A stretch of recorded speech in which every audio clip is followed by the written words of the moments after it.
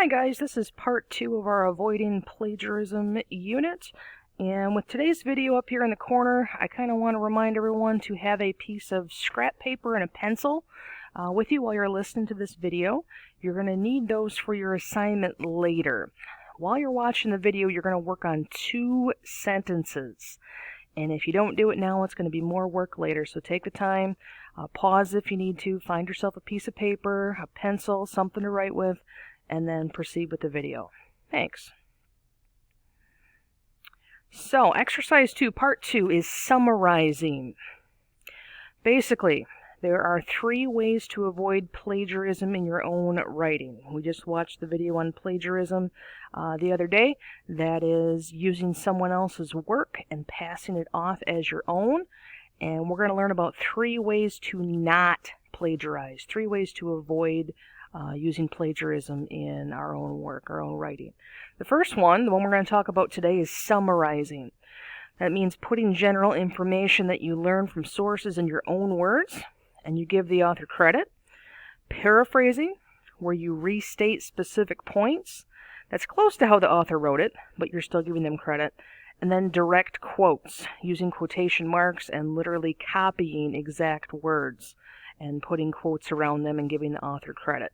But for today, all intents and purposes, we are working on summarizing. Practice with summarizing. So we're going to practice putting things in our own words.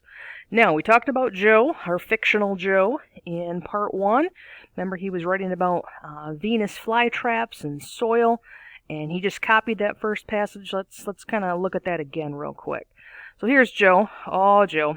The plant happens to grow in dirt that is too low in nitrogen to meet its needs. To make up for that lack of nitrogen, it gets it by eating insects. So this is Joe, and here's the actual article. Venus flytraps happen to grow in soil that is too low in nitrogen to meet their needs. To make up for that lack of nitrogen, they get it by consuming insects. And again, the orange text is exactly the same, and Joe had just changed a couple words. Instead of this plant, it was originally Venus flytraps. He changed soil to dirt. He changed there to its. And changed they to its. And consuming, he changed to eating. Not good. Still plagiarizing. So, Joe looked at that article to do that. He's not going to be able to memorize all of that, so it's very evident that he had that article in front of him and he just kind of copied the whole thing, changed a couple words. That's the problem. When you summarize, you do not look at the article. You turn it over, you put it away. You read it, and then you try to remember what you read. Another good way to try that is to, read an article or read a paragraph and then tell somebody else what that article is about. You don't look at it. It helps if you don't do that when you summarize. You should read a section, just a little bit, put it away, and then think about, what did I just read? The plant eats bugs because it needs something the dirt doesn't have. What was it? Nitrates, oxygen, I don't know. And then he tries to explain that.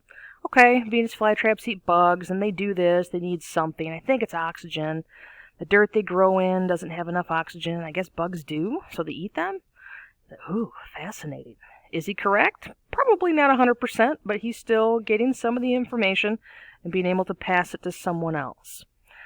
Next step, Joe, or you, or us, whatever, he should write his explanation on paper. They should sound like him, not the article. So you read that, and then on spare paper you write down what you think it was that it said.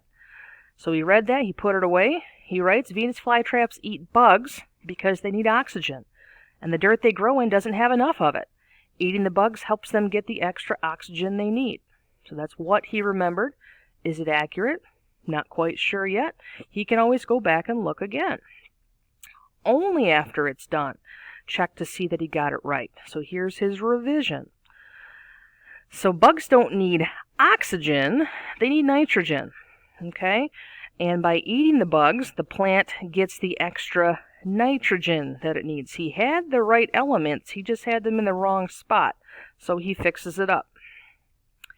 So now you are going to write your own 2 sentences that explain how the Venus flytrap catches its prey. That's the magical word, how. does the Venus flytrap catch its prey? I don't want to know what happens after it catches the prey, just how does it go about doing that? So the information for how the Venus flytrap does that can be found in this section here. So let's reread that. How do they do it? First, they attract insects by displaying a red, lush-looking interior, tricking them into thinking it's a flower. Once the insect lands inside, it brushes up against one of the hairs that pokes out of that red interior. The first time it brushes by, the flytrap ignores it. This keeps it from snapping shut on things like raindrops. As soon as the insect touches a second hair, it's the end of the line for that insect. The jaws of the flytrap clamp shut in as little as 1/10 of a second, trapping the insect forever. So again, you are thinking in two sentences, how are you going to tell somebody else how that Venus flytrap catches its prey? So, we just read that. You're not taking any notes. You read it. If you need to go back and listen or read to that section again, that's fine. Now, keep that slide off or turn that article over if you printed one out and think about that in your own words. How does the Venus flytrap catch its prey? I need you to write on your scrap paper that you fetched before the video started 2 sentences in your own words. How did the Venus flytrap, or how does the Venus flytrap catch its prey? So take a second and do that. Pause the video if you need to.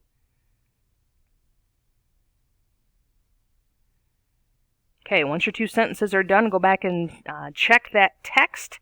It's the previous slide of this video, or you can check the PDF from the other day if you need to make sure you got the facts right. How did that Venus flytrap catch its prey? So we read that. Talk it over. You drafted your 2 sentences. You're checking your factual information.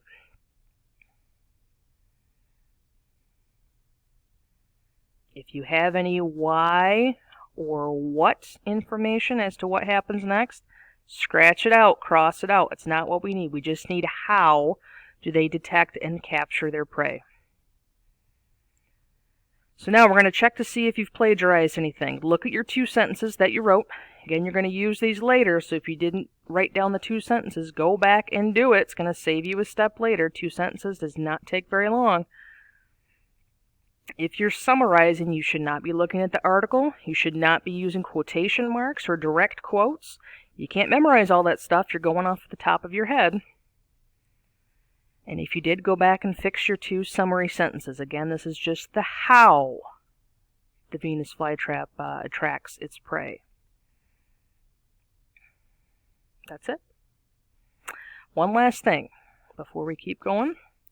Now, even though you've summarized this idea, you still need to give credit to the source where you learned it. Let's look at our example guy here, Joe. How does he do it? So, he starts with the paragraph he just wrote. You guys have 2 sentences. Joe had a paragraph. Venus flytraps eat bugs because they need nitrogen, and the dirt they grow in doesn't have enough of it. Eating the bugs helps them get the extra nitrogen they need. So he's going to add a little bit of information as to where it came from. He's going to give the title of the article, The Hungry Venus Flytrap, and he's going to give the author, Samantha Bug Lover. So in The Hungry Venus Flytrap, comma, and notice the article is in quotation marks. We always put article titles in quotation marks. Samantha Bug Lover, capital S, capital B, explains that Venus flytraps eat bugs because they need nitrogen. The dirt they grow in doesn't have enough of it. Eating the bugs helps them get the extra nitrogen they need. So this is what he wrote before. The orange is the new, the title and the author. Here's another way. The black text here is what he had, and he still puts the author and the title in the middle. Venus flytraps eat bugs because they need nitrogen, and the dirt they grow in doesn't have enough of it, comma. According to Samantha Bug Lover, in The Hungry Venus Flytrap, period, quote, quote. Eating the bugs helps them get the extra nitrogen they need. So go back to your 2 sentences and give credit to the author. So somewhere in your 2 sentences, either beginning, middle, end, you should have Samantha Bug Lover and the title of the article somewhere in there, just like Joe did. There's a sheet I attached as a PDF to the assignment. It is summarizing, paraphrasing, and quoting. And again, we are only using this block today. And then here's some examples of how to start some of these things. So if you're stuck, you can look at some examples.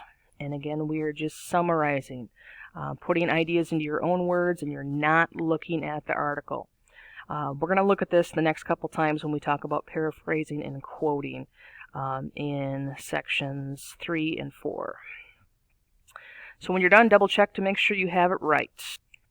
Okay guys, once you have your 2 sentences on how the Venus flytrap attracts and catches its prey, with the addition of the author and the article title on your scrap paper, you're going to go to the assignment that goes with this Avoiding Plagiarism Part 2, and you're going to send me those 2 fixed up sentences about how the Venus flytrap catches its prey with the author and the title attached. And that assignment is found on your Google Classroom under Classwork and Assignments, right along with this video information. That's it. Thanks, guys.